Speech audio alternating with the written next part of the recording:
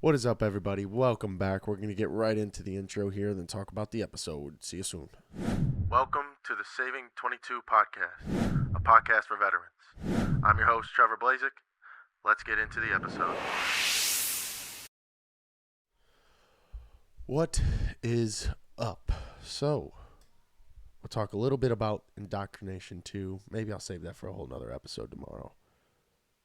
But we will talk today about, I've seen a lot of clips going around of mostly women crying after getting their first job out of college.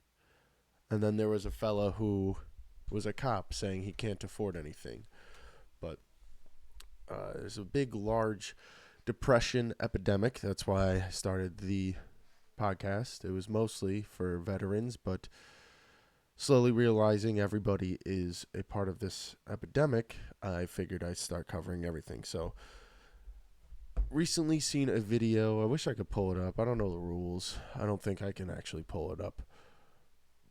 But woman was awfully upset because she said that you just work, you go home, you relax for a few hours, you sleep, and you go back to work. And then you get the weekend, but then the weekend flashes by because it's only 2 days of not working. Then you're back to work, and then you're just stuck in this massive cycle of working. And she was kind of questioning, well, what is it even for? Like, this all seems just so pointless to just keep working. And I think the biggest thing that people aren't taking into account is, for instance, my parents both worked 3 jobs pretty much all growing up. If it wasn't 2, it was 3. If it wasn't 3, it was 4. And it was all growing up. They were always gone. They were always working. Somehow they still made time for our baseball games and hockey games. And my dad, I don't know how they did it. I have no idea. We were lucky that my grandma lived with us, and she was pretty much the daycare before school and then after school, meaning like when we were little baby infants, and then after school started and after we got home from school. Sorry, it's been a good week, but I'm sick. So the thing people aren't taking into account is the push that our parents had and the ones before them to have children, and now it's completely frowned upon. I think they just came out and said that the Bovid vax it took out 60% of the woman's fertile eggs. Like, there's real statistics showing that it took out 60% of her eggs. I'm sorry, I'm clogging up here. On top of that, you got birth control. On top of that, you got SSRIs. On top of that, you got our food. On top of that, you got our water. I mean, you have on top of that, you got fluorescent lights. Like, you have all these things adding up to this infertile population who has no Jesus and isn't pushing to have kids. So they're wondering what's it all for, because I'm working and working. I could barely survive if I can even survive. The cop video, the dude was saying he doesn't even have enough money to survive to get his own place in his own town. So he's a cop living at his parents' place because he literally can't even afford an apartment on a cop's salary. Lucky enough, the military pays me, so not my problem. It's hard. It's going to be hard to relate to those people. But I'll say I'll even have my own problems, like even financial problems, when just working and having my military money. So I even have a leg up, and it's still challenging at times. But all these people are upset. Not really. The dude was upset because he can't afford nothing. But mostly women that I see are upset, crying because they've been told to go 4 years to this college, maybe 6 years, maybe a couple extra years, and then get out, get a job.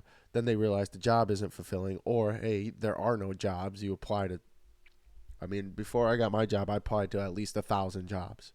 I was just clicking apply to everything I could every single day. I was using ChatGPT because they have an algorithm. If you're not using ChatGPT for it, you're probably not getting on their algorithm. I think it's called ATS is what they use. It's AI, and you could check not to use it, but I guarantee you if you check not to use it, they're not going to look at it because that human is using AI for a reason. They don't want to look at it. So you can't get a job, or you find a job, it's not as fulfilling as you thought. And on top of that, you're not getting as paid enough to survive. I'm not going to say as much as you thought, because you may be getting paid what you thought, but you're not. It's still not enough to survive. I mean, rent is pretty standard around here for a one bed, 1,700. That's on the low end. You go to any nicer place, it's going to be 1,850, 1,900 just for a one bed. You have to be making pretty much over $25 an hour to be able to afford that on your own. So on top of that, you have no family dynamic is completely shot. The moms get to say most of the time. Dads are getting ran out of the house. The mom end up with all the money. Now the dad's not living there. They may not want to live with the mom, because if she drove the dad out, she's probably not the greatest. But you have no place to fall back to. People don't want to live at home because they made it a whole thing where you're a loser if you live at home. 30 years old living at home, what a loser. I personally don't think so. You're living home, you live at your family. Who else would you rather be around every day? If you can't do it by yourself, it'd be better to live with family than a roommate most of the time. But yeah, so I think the biggest thing, though, circling it all the way back, is not having kids. Because the biggest thing that saved me from my depression and my suicidal thoughts and thinking, why would I even do anything? What's the whole point of anything? This is before I found Jesus, is thinking of my future family. Like, I'm doing it for my future son. I didn't have my fiance at the time. I didn't even have a girlfriend at the time. You think, for my future family, I will do this. Some women can't have a future family because of everything they've put into their body. Maybe they've been on birth control for 6 years. Now your body's completely shot. It's not going to work anymore. Or you're too old because you've been told to go to college. Now you're 24, you're getting out. 24 ain't too bad, but there's nothing to work for. And if you're working just for yourself, I don't care. I'll just live on the street. Like, that's literally what my brain went to. I was like, I don't even care. I don't want to work. This is all stupid. I'm not waking up to serve a master for $20 an hour just to come home every day, tired as hell, sit on my phone or sit there for a couple hours and then go to sleep and go do it all the next day. I'm not going to do that just for myself. It's pointless. I don't care. I'll just live on the street. And that's what a lot of people are resorting to. A lot of people are living on the street. But I think there's a lot to say for the fact that nobody... The state of society has not pushed people not to work, but to not want a family. Like, the woman and kind of the men, like, you have this culture of sleeping around and no consequences because you could just have abortions. So it's like, well, what's the point? I could just sleep around, have abortions, then I can't work for myself, and then what? Like, I go out, and maybe some people are hitting this point too. They'll just go out every weekend, they'll drink, then they'll reach a certain age where they're like, all right, well, this is boring. I'm going out. I'm working every week. On the weekends, I go out and drink, maybe forget one of the days, one of the nights. Then I sleep with a random woman. Then I have to deal with that the next day. And it just gets like repetitive, boring. You're not fulfilled at all. And then you go to your job. Your job isn't fulfilling.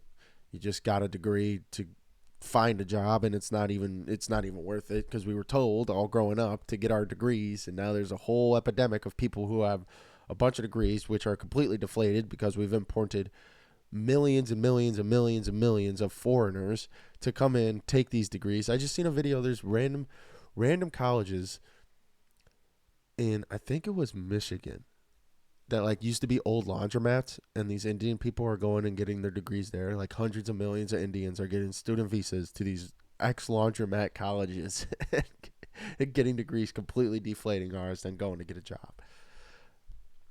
So the H-1B visas aren't helping our case. There's a statistic or something that came out, I think today, that said there's more unemployed than there are open jobs. So we've reached a point where there are literally less jobs than there are people unemployed willing to work. Like, that, maybe not willing to work. That wasn't in there. I just threw that in there. But that's a crazy thing to think about. Like, how could that possibly be? what the hell is going on here? And we're just importing a bunch of workers. H-1B visas.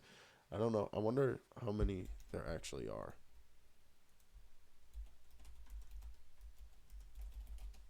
Let's see.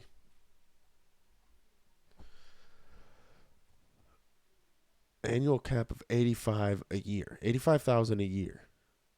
So every year you can get 85,000 more. Let's look up student visas. 401,000 in 1 year. So that's 500,000 jobs that aren't going to you.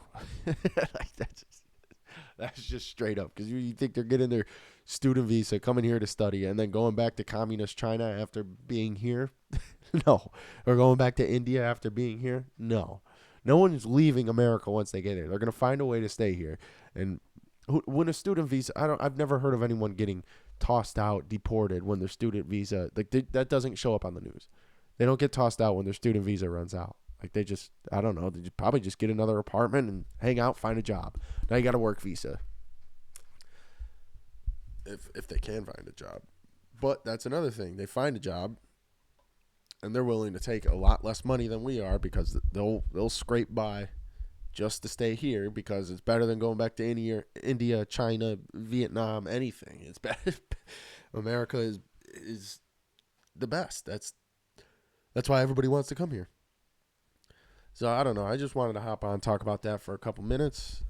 Quick little 12-minute episode, I guess. And football is starting now, so cheers to the football season. Not the biggest football fan, but I'll watch the first couple games of the season, maybe the last couple, and then that'll be it. Hockey starting next month. I got a 9/11 tournament coming up next week. Stay tuned for the next episode. I am going to be covering my day 2 of indoctrination. I missed yesterday because I was sick, so we'll cover day 2 indoctrination, and then we'll keep it rolling, because Monday I go back to school. But thank you all for the support. Like, comment, subscribe. I'm not sure if you turn on the notifications, if you get notified when I go live, because I'm going to start streaming to YouTube instead of Twitch, I think. We will see. But stay tuned. Here is the sponsor, and I'll see you all next time.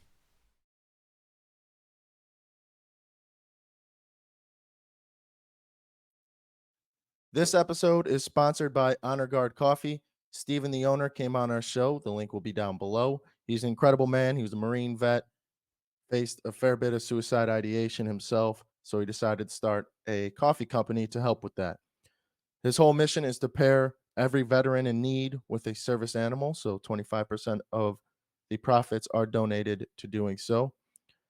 I don't have a service animal. I have two great buddies with service animals, and they help them tremendously with everything they've witnessed and been through within the military. So I support Steven's mission. He supports ours. We align so well that I just had to get him on, had to have him as a sponsor.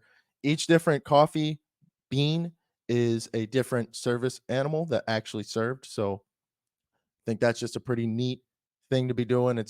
Everybody loves dogs. I love dogs. Everybody loves dogs. And to pair that with saving veteran lives and coffee, I am extremely thankful to have Steven as a sponsor and Honor Guard Coffee as a sponsor. So go ahead and check out the link below. Get yourself some Honor Guard Coffee, honorguardcoffee.com. We appreciate your support, and let's move back to the episode, back to the mission of saving 22.